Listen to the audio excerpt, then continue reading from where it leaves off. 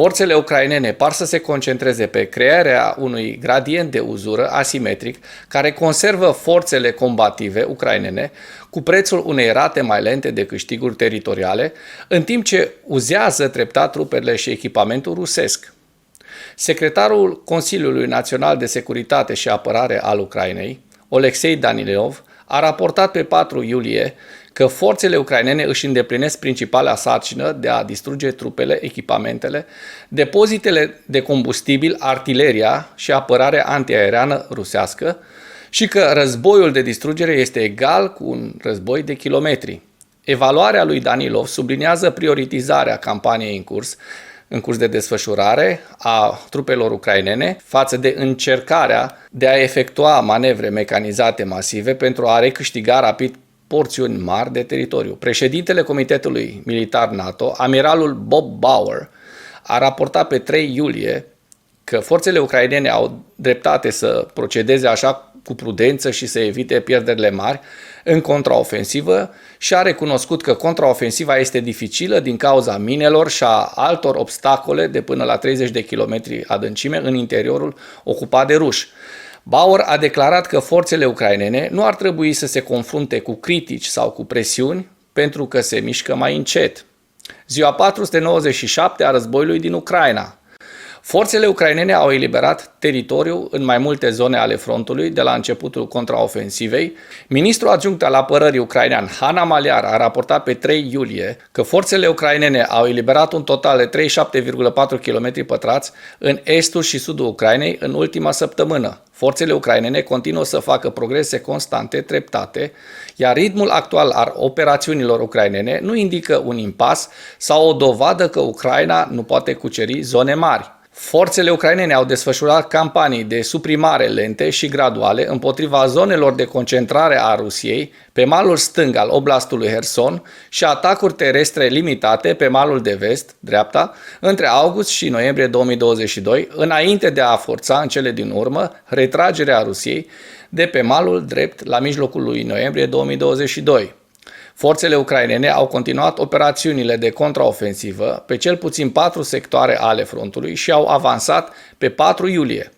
Ministrul rus al apărării a susținut că forțele ruse au respins atacurile terestre ucrainene în direcția Liman. Statul major ucrainean a raportat că forțele ucrainene continuă operațiunile de contraofensivă în zona Bahmut, în zona de frontieră de vest a regiunii Donetsk-Zaporozhye și în vestul regiunii Zaporozhye.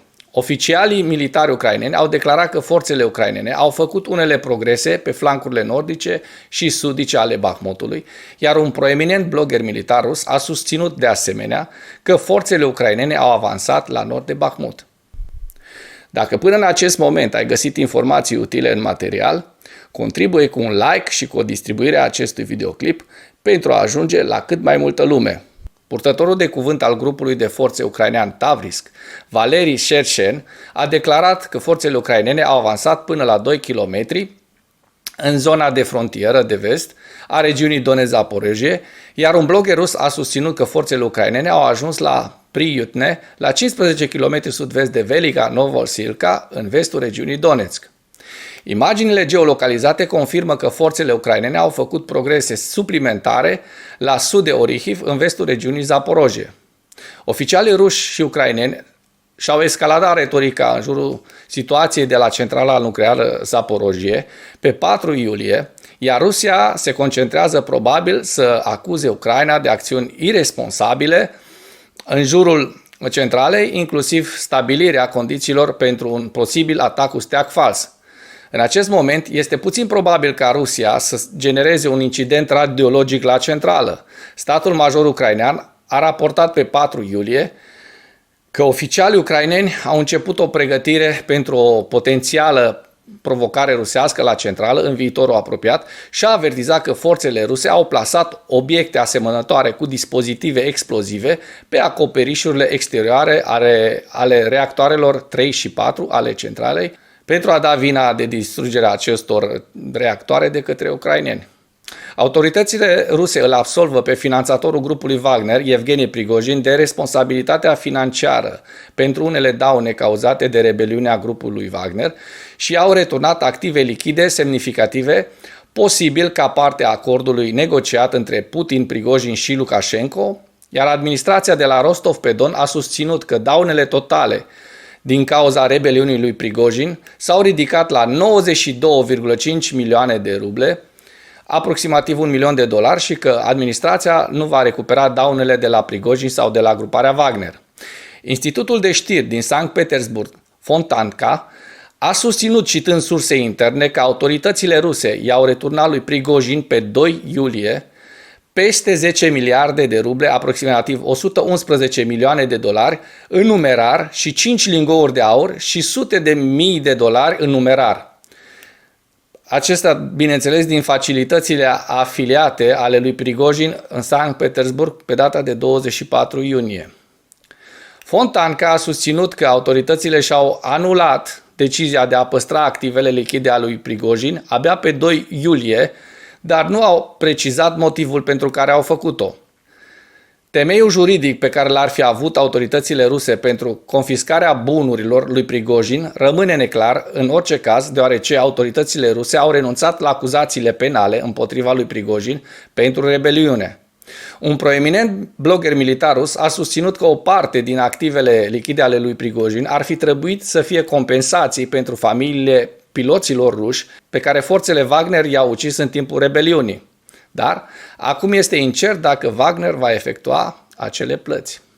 Bloggerul a apreciat că Wagner va folosi probabil cel puțin o parte din activele returnate pentru a sprijini transferul personalului grupării Wagner în Belarus.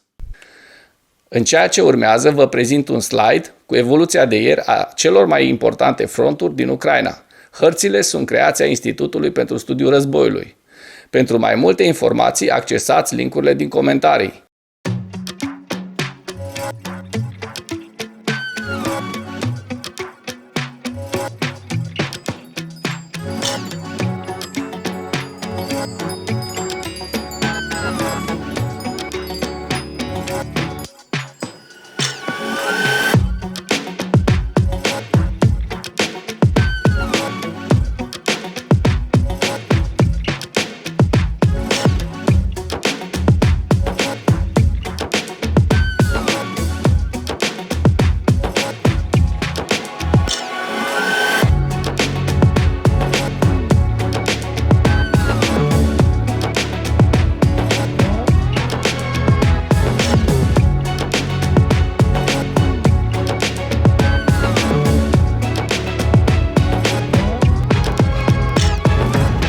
Mulțumesc pentru vizionare. Dacă vrei să susții acest canal, abonează-te la Animatura.